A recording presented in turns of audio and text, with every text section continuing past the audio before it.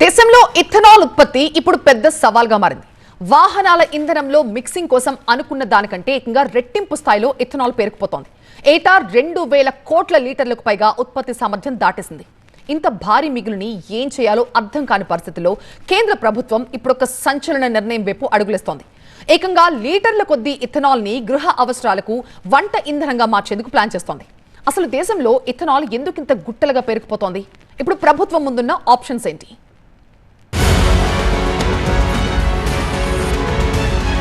Ethanol ఉత్పత్తిలో target reach అయ్యాం, కానీ ఇప్పుడు ఇదే పెద్ద తలనొప్పిగా మారింది. దేశంలో ఇథనాల్ బ్లెండింగ్ స్టోరీ ఊహించని మలుపు తిరిగింది. పెట్రోల్లో 20% ఇథనాల్ కలపాలనే E20 టార్గెట్ ను ప్రభుత్వం చాలా ముందే సాధించింది. కానీ అసలు కథ ఇక్కడే మొదలైంది. ప్రభుత్వం ఇచ్చిన సబ్సిడీలు, ప్రోత్సాహకాలతో దేశవ్యాప్తంగా ఇథనాల్ ప్లాంట్లు ఇబ్బడి ముబ్బడిగా పెరిగిపోయాయి. ఎంతలా అంటే ఇప్పుడు అవసరానికి మించి ఇథనాల్ దేశంలో గుట్టలుగా పేరుకుపోతోంది. ఈ మిగులు లెక్కలు చూస్తే మైండ్ బ్లాంక్ అవ్వాల్సిందే. దేశంలో ఇథనాల్ ఉత్పత్తి సామర్థ్యం ఏకంగా 20 బిలియన్ లీటర్లు దాటేసింది. ఈ ఆర్థిక ఏడాది ముగిసేసరికి ఇది 2400 కోట్ల లీటర్లకు చేరబోతోంది.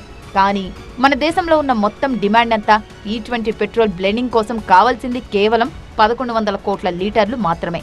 లిక్కర్, ఫార్మా రంగాలు కలిపిన మరో 350 కోట్ల లీటర్లు, అంటే ఏకంగా 700 కోట్ల లీటర్లకు పైగా ఇథనాల్ సామర్థ్యం ఏం చెయ్యాలో తెలియక నిరుపయోగంగా మిగిలిపోతోంది.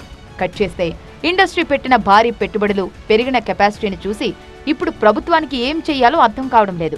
పెట్రోల్లో 20% కంటే ఎక్కువ మిక్సింగ్ పెంచేందుకు సాంకేతిక ఇబ్బందులున్నాయి. వాహన తయారీ సంస్థలు ఇంకా పూర్తి స్థాయిలో సిద్ధం కాలేదు. దీంతో ఈ భారీ మిగులు ఇథనాల్ను ఎక్కడ వినియోగించాలో పాలుపోని పాలసీ మేకర్లు రూటు మార్చారు. ఏకంగా దేశంలోని వంటగదులపై కన్నేశారు. వాహన ఇంధనం సరిపోగా మిగిలిన ఈ భారీ కోటాను గృహ అవసరాల వైపు మళ్లించాలని ప్రభుత్వం భావిస్తోంది. ఇందులో భాగంగానే ఇథనాల్ ఏటీఎం కాన్సెప్ట్ను తెరపైకి తెచ్చింది. రేషన్ షాపులు లేదా ప్రత్యేక అవుట్లెట్లలో ఏటీఎంల లాంటి మిషన్లు పెట్టి ప్రజలకు క్యాన్లలో ఇథనాల్ విక్రయిస్తారు. దీనికోసం ప్రత్యేకంగా డిజైన్ చేసిన వంట స్టవ్లను ప్రవేశపెట్టబోతున్నారు. ఎల్పీజీ సిలిండర్ల వాడకాన్ని తగ్గించి ఈ మిగులు ఇథనాల్ను వంట గ్యాస్గా మార్చడమే దీని వెనక ఉన్న అసలు ప్లాన్. కేవలం వంటగది మాత్రమే కాదు, మిగులును వదిలించుకోవడానికి ప్రభుత్వం అన్ని దారులను వెతుకుతోంది. ఒకవైపు బంగ్లాదేశ్, నేపాల్, ఇండోనేషియా వంటి దేశాలకు ఎగుమతి చేసేందుకు రూట్ మ్యాప్ సిద్ధం చేస్తోంది. మరోవైపు 100% ఇథనాల్తో నడిచే ఫ్లెక్స్ ఫ్యూయల్ వాహనాలను వేగంగా మార్కెట్లోకి తేవాలని ఆటోమొబైల్ రంగాన్ని కోరుతోంది. విమాన ఇంధనంలో కూడా దీన్ని వాడేలా ప్రయోగాలు చేస్తోంది. ఏది ఏమైనా ఒకప్పుడు ఇథనాల్ కొరతతో ఇబ్బంది పడిన భారత్ కేవలం 10 ఏళ్లలోనే అవసరానికి మించి ఏకంగా 2 బిలియన్ లీటర్ల మిగులు సామర్థ్యంతో ఊగిసలాడుతోంది. ఉత్పత్తి అయితే చేసేశాం, కానీ ఇప్పుడు డిమాండ్ సృష్టించడం ప్రభుత్వానికి పెను సవాల్గా మారింది. మరి ఇథనాల్ ఏటీఎంలో వంట గ్యాస్ ప్రయోగాలు సక్సెస్ అయ్యి ఈ భారీ మిగులు సంక్షోభం నుండి ప్రభుత్వం గట్టెక్కుతుందో లేదో చూడాలి.